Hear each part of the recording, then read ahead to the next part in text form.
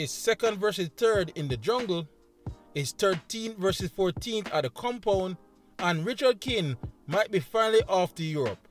All this and more on this Match Week 17 preview show. Yes, people, welcome back to Jamaica Fan. All 14 teams are in action this weekend, so let's begin right away. Starting with a must-win game for both teams. Harbour versus Humber Lion. Harbour and Humber Lion are both in need of points and points fast. They are both on a 4-game losing streak, with Harbour winless in their last 7 and the Lions winless in the last 8. And thus, making this match perhaps the one with the most riding on it this weekend. Interesting enough, they both seem to have similar issues of playing decent football without the end product. Harbour are 12th in the goal scoring chart after scoring 13 goals, while Humber Lion is dead last with a measly 9 goals so far this season. The good news, both teams have already dipped their toes in the transfer market to try and change things. Harbour have acquired Dominican international Javid George and should have former player Timar Lewis ready for this match, while Humber Lion made an attacking acquisition of their own after midfielder Lamar Neal joins from Vere United. As for the head-to-head records, Harbour has not lost to Humber Lion in their last 3 matches, including their 1-1 draw in Clarendon earlier this season. Another scoreline like that won't help each team, so we will see if we get a winner when Harbour hosts Humber Lion this Sunday at 3 p.m. Dunbeholden versus Cavalier. Speaking of the dreaded relegation zone, Dunbeholden are currently too close to it. In fact, they are only 3 points away from Harbour in 13th, and with their away form continuing to be the worst in the league, they just have to return to winning ways at Dunbeholden Sports Complex. The problem is, the defending champs are their next visitors. Cavalier started 2025 with the return of all their big guns to the lineup, but it's their defense where things continue to be concerning. And yes, sure, it did look better in their last game against Waterhouse, despite allowing 2 goals, but they have now gone a whopping 8 games without a clean sheet. And they will need to be at their best since Dunbeholden only failed to score once on their home patch. It's no secret that the smaller dimensions at Dunbeholden favors the host team, but I believe Cavalier are one of the few teams that are best equipped to play there. In their last encounter at Sabina Park, Cavalier won easily with a 4-1 victory. I don't expect it to be that one-sided when Dunbeholden hosts Cavalier this Sunday at 3 p.m. Vere versus Portmore United. We have heard about the Cavalry for weeks now, but it was a familiar name that stole the headlines for Vere last match. Rabina Gordon had to come to Vere's rescue once again as the team stole a vital win at Humber Lion last week. But the reinforcement is finally available as Vere look for a 3rd win in 6 games. It may prove to be difficult this weekend as even their next opponents can't seem to shake off their fate. Portmore entered this match on a surprising 7-game winless run with 5 of those being draws. They are playing fairly well, but the goals have dried up a bit in the last couple weeks. They had hoped their main centre forward Chevron Walsh was back from injury and ready to contribute, but he was somehow left off the matchday squad in their last match away to Tivoli. Even more worrisome, rumours are swirling that impressive attacker Junior Grizel will not be available, so they will have to look to the likes of Tariq Zimides and Romero Guthrie to find the goals again. Can they do it against a revamped Vere United? We will see this Sunday when Vere hosts Portmore United at 3 p.m. Chapelton Maroons versus Molynes United. A couple weeks ago, this match would have been seen as a relegation 6-pointer, and maybe it still is, but both Chapelton Maroons and Molynes United are on a decent run of form. Molynes are especially buzzing after their 2nd back-to-back winning run of the season and will be desperate to get their first 3-game winning run.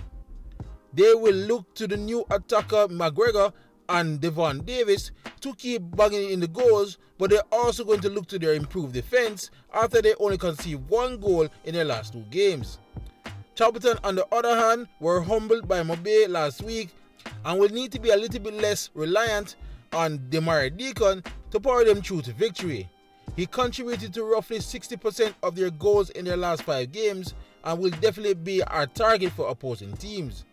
But this match is also a revenge game for the Maroons after they lost 4-0 to Molynes back in October.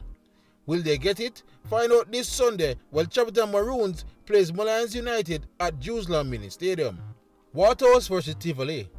Waterhouse showed us all something new about them in their last-minute draw with Cavalier last Monday. They seem to develop a bit of resilient mentality, something I criticized them for lacking in their previous games against the Big Six. Javier Bryant got them the tying goal and thus gave his head coach Marcel Gale further headaches if he should again pair him up top with Bygrave or only play one of them at a time. Many believe Waterhouse are more fluent in a one-striker system, and also both Bygrave and Bryan never fully look comfortable playing with each other. He will need to get it right as their next opponents Tivoli are no pushovers. They are unbeaten in their last 3 games, and despite displaying their worst football of the season in that first half against Portmore, they are definitely one of the more informed teams in the league. But they do have problems. They loaned out Justin Dunn to Cavalier for the rest of the season 2 weeks ago, largely thanks to the impressive form of Anthony Nelson. But he too is now injured without any known date of return, and that leaves them a little light in attack and puts more pressure on Fuller to produce the goals. In their last encounter, a Bygrave goal produced a 1-0 victory for Firehouse Nation, so Tivoli will be seeking revenge when they travel to Jerusalem this Sunday at 5:30 p.m. Racing United vs Mount Pleasant. Racing has been one of the busiest teams in the transfer market so far as they look to snap a 6-game winless run. They were rather impressive against Arnett last week, especially in the second half, but they were shown how much a difference quality players can make in a close game. They have one of their own, of course, in Ronaldo Biggs, but they will be hoping their new signings take the load off his shoulders. But even if they perform well immediately, it may not help them against their next opponents. Mount Pleasant are currently very easy to preview at the moment. They are on a 7-game winning run. They are by far the league's best goal scorers, and they have the likes of Alex Marshall returning from injury to make them even stronger. They have been also trimming some squad fat this transfer window, and thus looks like Jamaica's model club currently. The only question I can ask of them is that if they are already hit their ceiling, or is there another gear this team can trigger when they are truly tested. We will see if Racing will avoid another 4-0 loss when they welcome Mount Pleasant this Monday at the Anthony Swanning Complex. Arnett vs Montego Bay. In any league in the world, second versus third is usually the main event. There is no exception here, as Arnett facing Montego Bay should be the best game this weekend. In their last encounter at Catherine Hall, the game seemed to be in a constant flux of attacks, with the players appearing as if they were running at 90 miles per hour. However, I expect both teams to be a little more cautious in their approach this time, especially Arnett, who haven't exactly been at their fluid best in their last 3 games. They remain unbeaten in that run, but they had to scrap and fight hard for their results. While MoBay has been looking more impressive and are now on a 5 games unbeaten run, their attackers do need to be more ruthless in front of goal. However, as best in the jungle is never easy.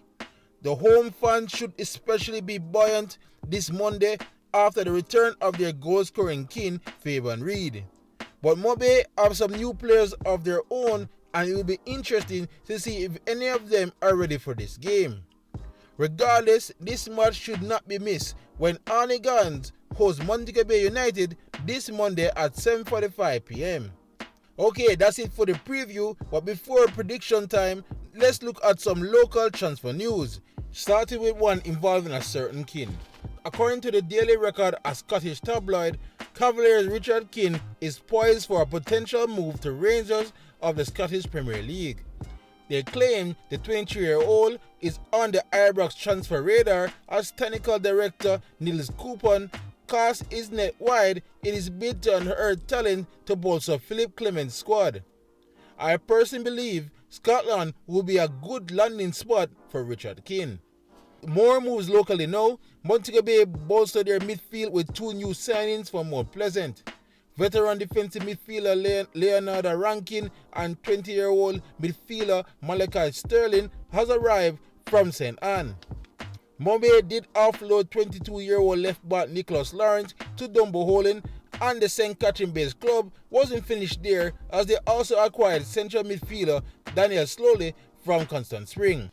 They will also be joined by 19-year-old Kingston College goalkeeper Malik Williams from Santos FC.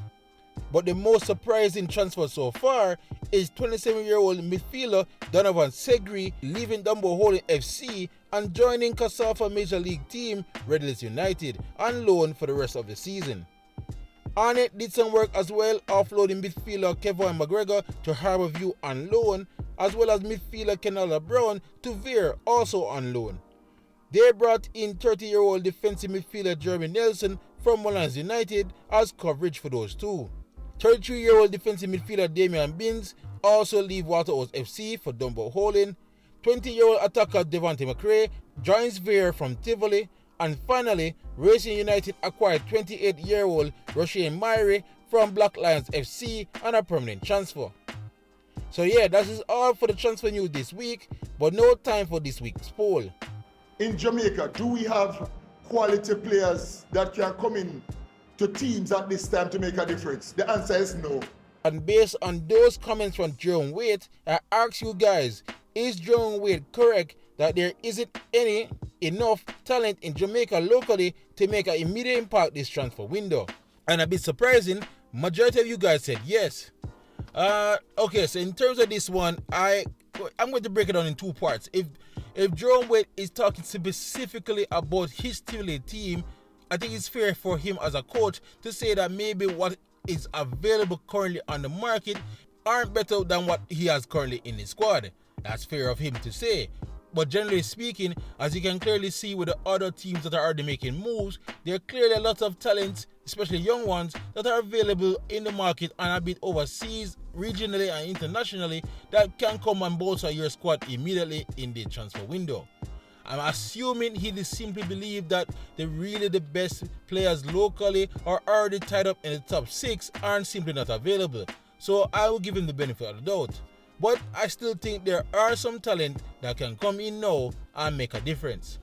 But alright guys, that's it all from the poll. Let me go straight into my match predictions for match week 17.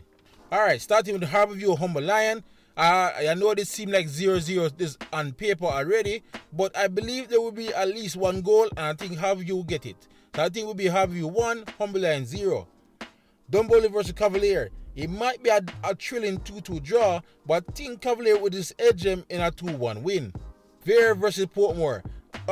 There's no question that the players that are yet to come in will make Vere stronger, but Portmore are still a decent squad and there's no easy team to face. And since Portmore are the draw specialists, maybe I take the safe route and say Vere 1, Portmore 1. Chapelton Maroons versus Molynes United. In the reverse fixture, I thought Chapelton was going to win this game easily, but Molynes smacked them 4-0. This is an interesting game. I might end up Chapelton 2, Molynes United 2. Waterhouse versus Tivoli. Another tricky game to call. Tivoli are on decent form, but if Nelson's not there, they might have issues scoring goals. So I'm going to say Waterhouse 2, Tivoli 1. Racing versus Mount Pleasant. Racing put up a decent fight, but again they have to wait till the second half to do it, and I feel Mount Pleasant might be out of sight by then. I feel it's going to be a Racing 0, Mount Pleasant 2. Arnett versus Montego Bay. Last time they faced each other is a 1-1 draw, and MoBay might have learned them lesson since that game. It's going to be a tough one to call, but don't be surprised if MoBay edges one 2-1. But alright guys, that's all I got here on this preview show. Let me know in the comment section below your predictions for this match week. Otherwise, please like, subscribe and share as we look to keep you up to date on all things in the Jamaican Premier League leading up to the final in May. Otherwise, for great JPL content, you're already at the right place, Jamaica Fun. YouTube, big up yourself.